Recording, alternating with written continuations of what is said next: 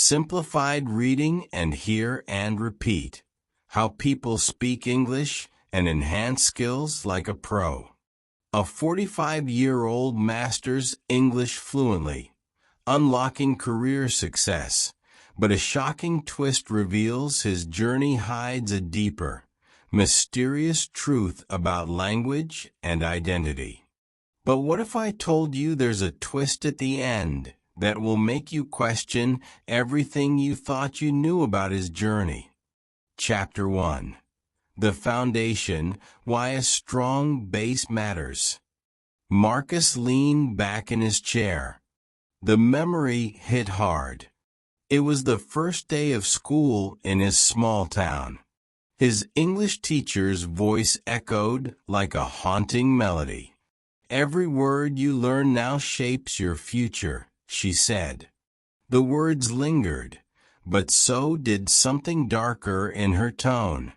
Why did she pause? Why did her eyes dart nervously?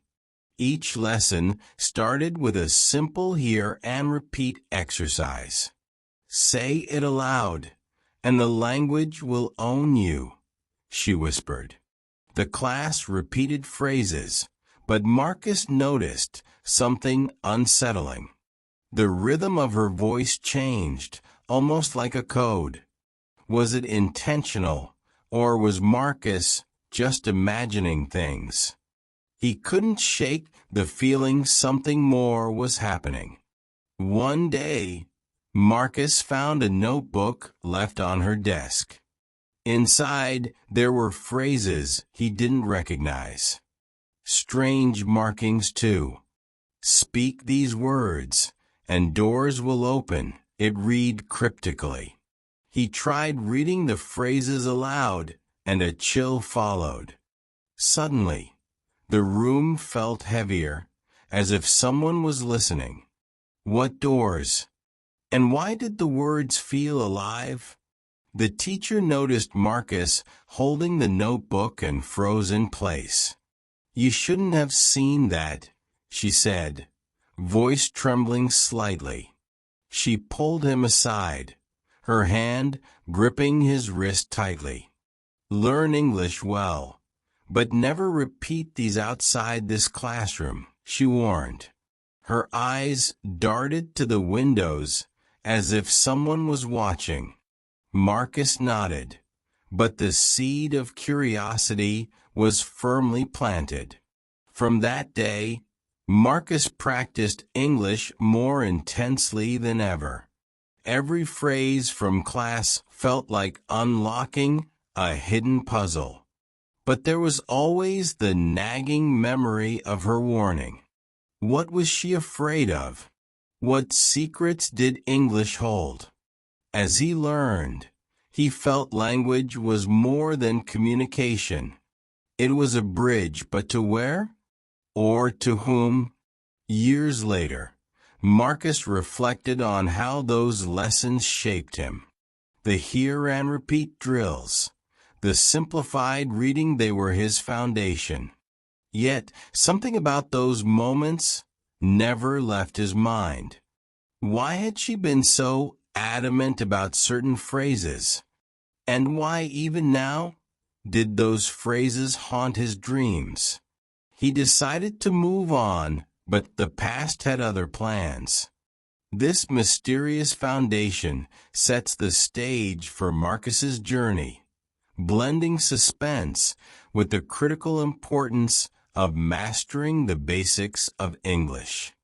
It intrigues the viewer while emphasizing the value of a strong linguistic start.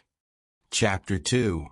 The Leap, Daily Practice as a Non-Native Speaker. The flight landed. Marcus stepped into the unfamiliar streets of London. Every sign, every voice around him felt foreign, disjointed. His heart raced. The familiar words from school now seemed distant. He tightened his grip on the small notebook he'd kept. The one with phrases he swore he'd never read aloud. Why had he brought it? And why did it feel heavier? At a coffee shop, he stumbled over his first order. "One, coffee, please," he muttered, avoiding the barista's gaze. The barista smiled kindly, but repeated his words, slow and clear. Marcus mimicked her, focusing on every syllable, every sound. He felt relief, but also something deeper and odd, sinking feeling. Why did it feel like she recognized him from somewhere?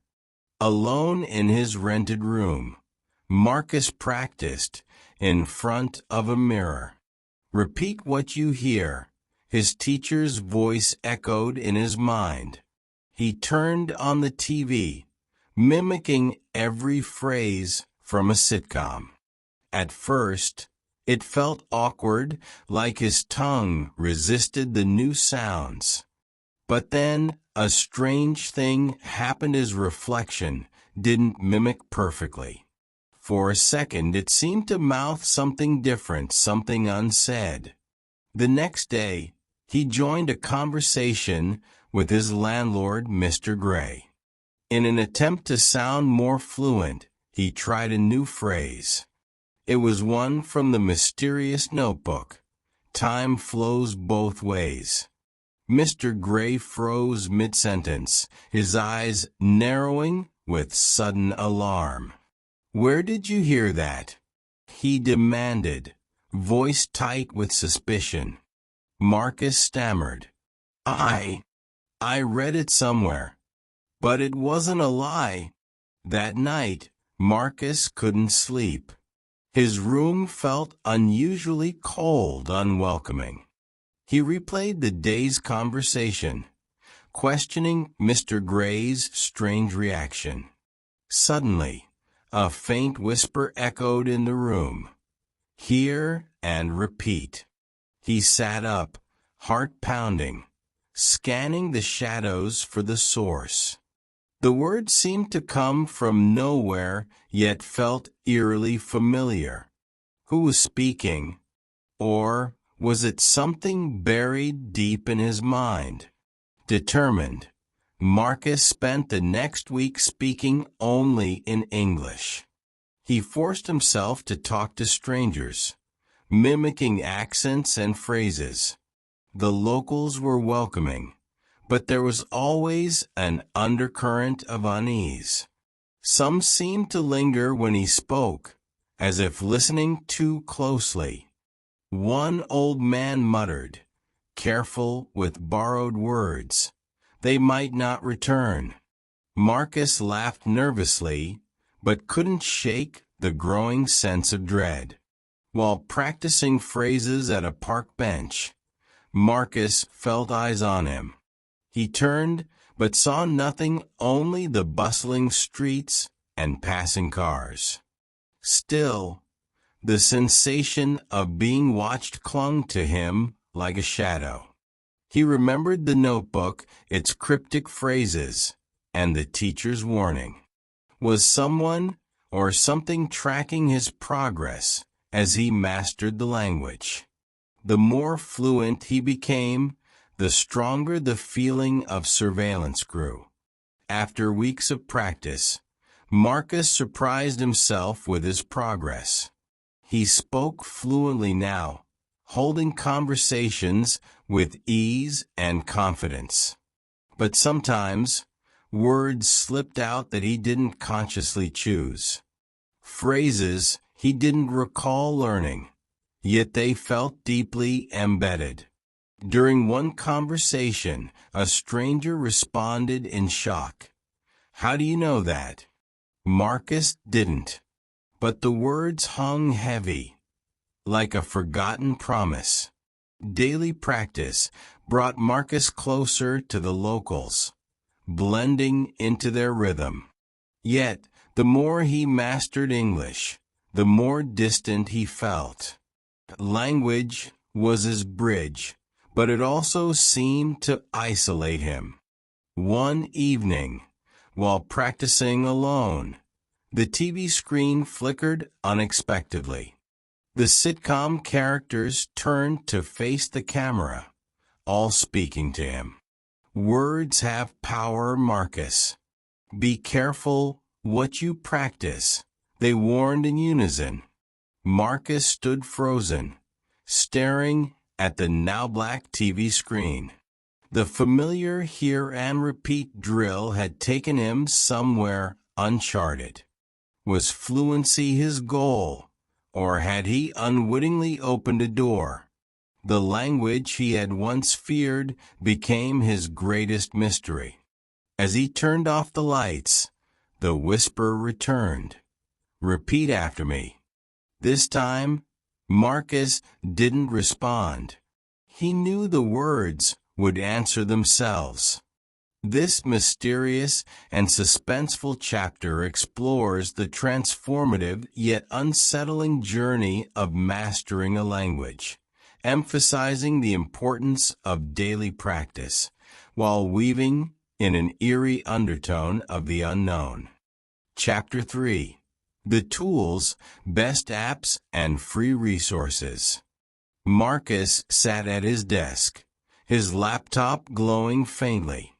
The search bar filled with his query, Best Apps for English. He clicked the first link. The page loaded unusually slow. A message popped up. Do you really want to improve? Confused, he hesitated before clicking yes. The screen flickered ominously. The apps listed weren't familiar. Were these what he needed or something else? The app promised to improve pronunciation with advanced hear and repeat technology.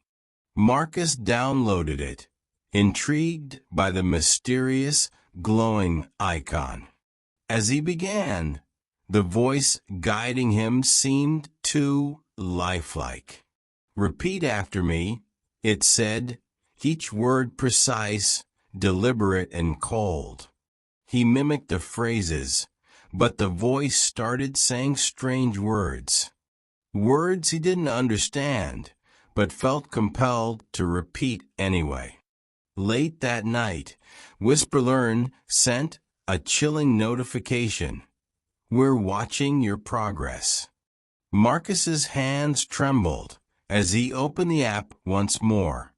The lessons continued, but the voice now addressed him directly. You're improving quickly, Marcus. Faster than most, it said almost approvingly. How did it know his name? He hadn't entered any details. He deleted the app, but the notification sounds didn't stop. He switched to another app, Echo Trainer, claiming real-time conversation practice. The app paired him with users worldwide, speaking in various accents. But every partner seemed too perfect, their responses eerily tailored to him. One user whispered mid-conversation, careful with tools, they shape more than just language. Marcus felt a chill, but continued. He needed fluency more than answers. Each session left him fluent, but also questioning who he was becoming. Desperate for free, reliable resources, Marcus stumbled upon an old website. Its plain design contrasted sharply with the polished apps he'd tried. The homepage read, "Learn the language." But at what cost? Ignoring the warning, he downloaded the PDFs filled with practice drills. The sentences were simple but unsettling. Say this to unlock. Say that to bind. What was this site? And why did the phrases feel alive? His final tool was VoiceVault, an app claiming to analyze accents. He uploaded a recording of himself repeating a classic English poem. Minutes later, a response arrived. Your voice print is now active. Welcome, Marcus. Voice print? He hadn't agreed to anything beyond improving pronunciation. The app offered detailed feedback, but also displayed cryptic messages. Your voice carries weight. Use it wisely. One message read ominously. Just as Marcus closed VoiceVault, an email popped into his inbox. The sender's name was unfamiliar, but the subject line chilled him. Stop using the tools. They are listening. It was unsigned. Marcus glanced at the apps on his phone, unease creeping in. Had his desire to learn exposed him to something dangerous? He deleted the email, but couldn't ignore its ominous warning. Later that evening, Marcus's phone lit up with multiple app notifications. Each one displayed the same message. Practice more. You're almost ready. He opened his laptop to uninstall them, but the screen froze. The apps reinstalled themselves automatically, their icons glowing brighter than before. A single phrase appeared across the screen. Fluency demands sacrifice. Marcus slammed the laptop shut, realizing the tools weren't what they seemed. Now fluent, but unnerved, Marcus stared at the quiet night outside. The apps had pushed him to new heights, but at what cost? He wondered if fluency was a gift or a curse unfolding. As he turned away, his phone vibrated with one final message. You're ready, Marcus. Now speak for us. The screen went black. Marcus whispered to himself, What have I unlocked? The silence answered. This suspenseful chapter explores the seemingly innocent yet mysterious tools Marcus uses, combining eerie encounters with practical tips for language improvement. It keeps the viewer hooked, blending real-life utility with an unsettling twist. Chapter 4. The Natural Approach, Living the Language. The cafe buzzed with chatter, cups clinking against saucers rhythmically. Marcus watched the locals speak, their words flowing effortlessly. He knew his fluency depended on blending into their rhythm.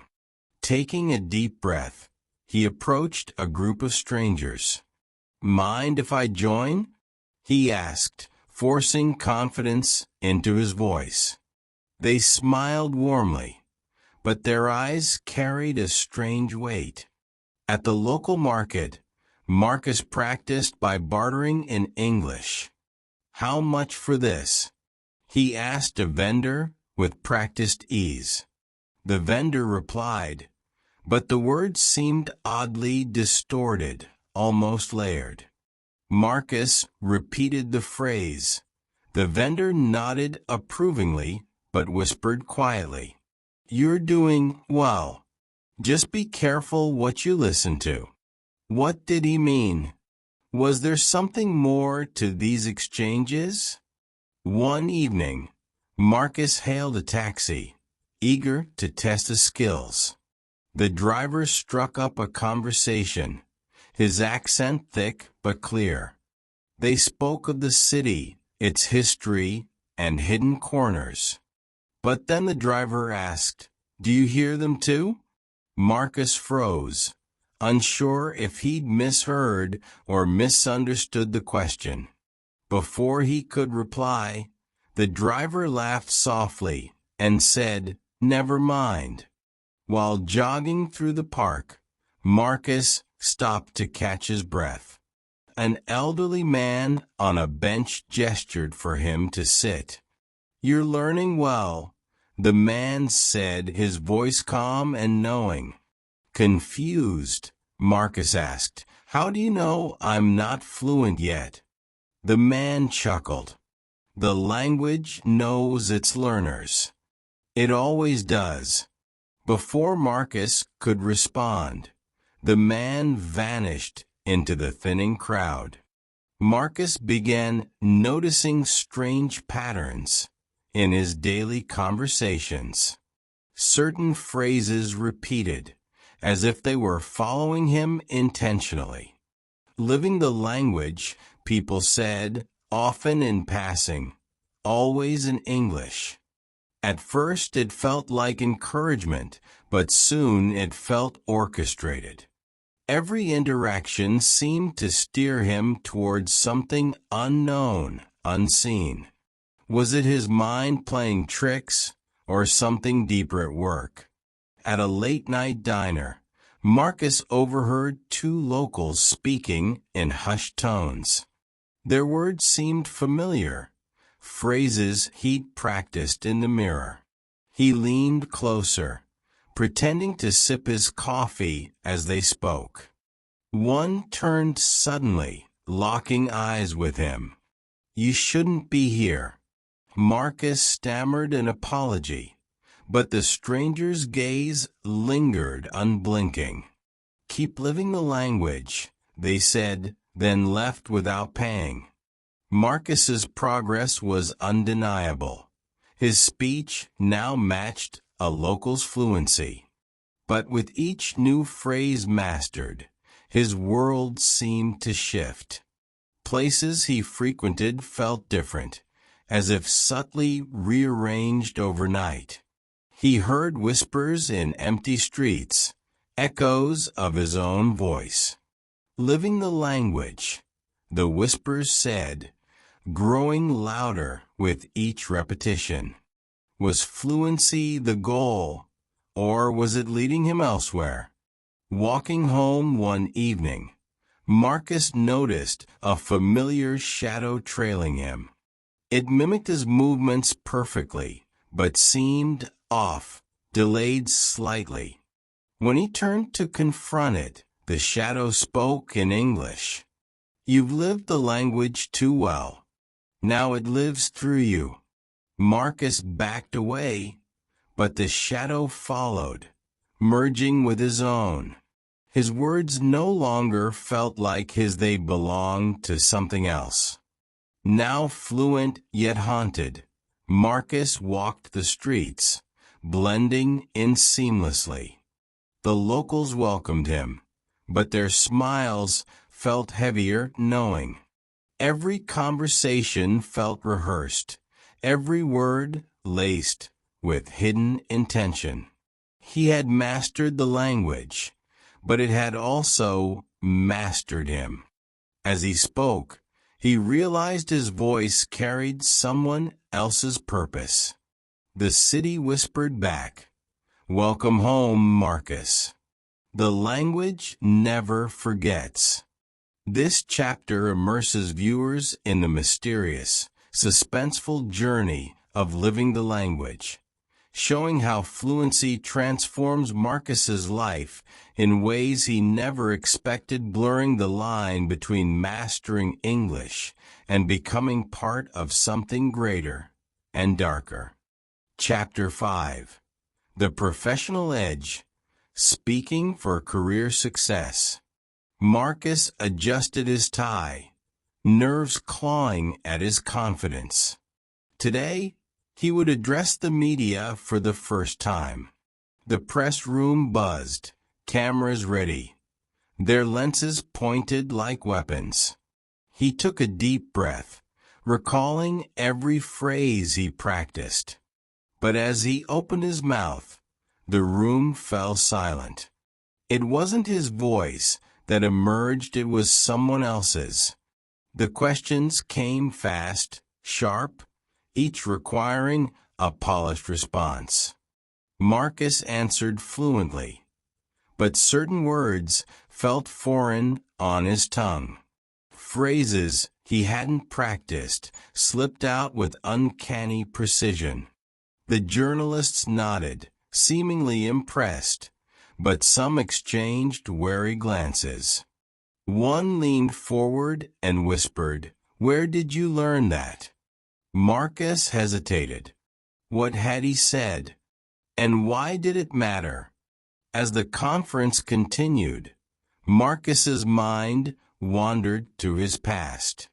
He remembered his coach handing him a list of key terms. Use these wisely, the coach had said, his tone unsteady. The phrases seemed ordinary team strategies, match plans, motivational cliches. But one sentence stood out. Speak with purpose, but not blindly. What had his coach meant? And why did it now resurface? From the corner of his eye, Marcus noticed a figure. Dressed in black, the person seemed fixed solely on him. Their expression was unreadable, but their presence felt oddly familiar. Marcus stumbled over his next answer, his voice faltering slightly. The figure smirked, as if expecting his sudden lapse in control. Was this a test, or something more sinister in motion? A journalist asked, "How has your language skill shaped your career?" Marcus answered confidently, weaving in words of growth and success. But mid-sentence, he found himself saying something entirely unplanned. Language isn't just a tool, it's a contract with meaning. The room grew still, the journalist raising an eyebrow in confusion. Where had that phrase come from? It wasn't his own thought. The conference ended, applause erupting as Marcus finished his final answer. He felt relief, but also a gnawing unease in his chest.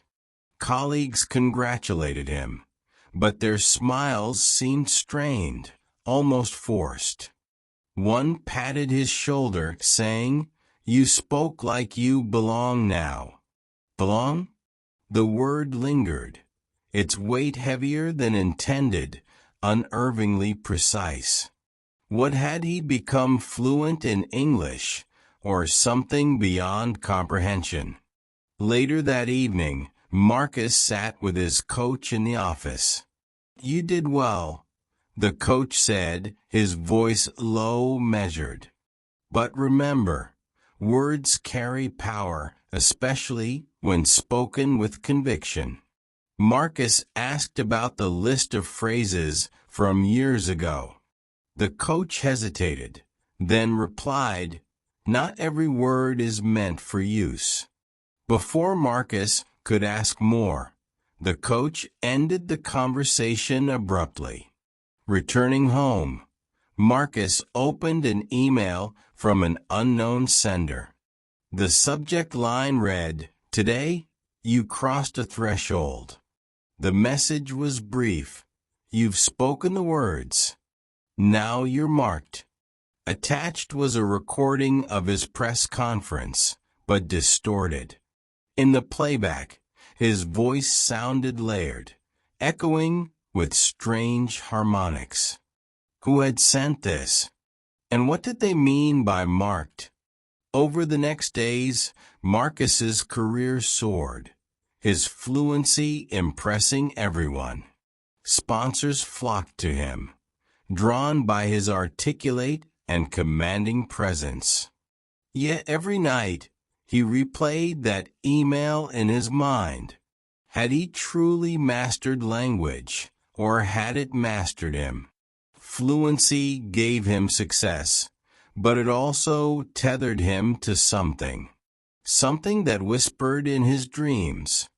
Keep speaking, Marcus. The edge awaits. Standing on the stadium's edge, Marcus addressed the roaring crowd. His words flowed perfectly, commanding attention, inspiring loyalty, sealing his success. But as he spoke, he noticed shadows moving in the stands. They seemed to mimic his gestures, mouths shaping his exact words. The crowd cheered, oblivious, but Marcus knew he wasn't alone anymore. He had the professional edge, but it came at a cost. This suspenseful chapter explores how Marcus's mastery of English propels his career while plunging him into a deeper mystery, keeping viewers hooked with the eerie realization that success in language might demand more than expected. In our next video, discover the inspiring story of Dr. Eun-ji Kim, a 65-year-old Korean scientist who overcame a lifelong language barrier, mastered English, and transformed her career, relationships, and life. Learn how speaking English can be simpler. If you enjoyed this video, don't forget to subscribe, give it a thumbs up, and hit the notification bell to stay updated with more content like this. We'd also love to hear your thoughts, so feel free to share your ideas and suggestions for future videos in the comments below.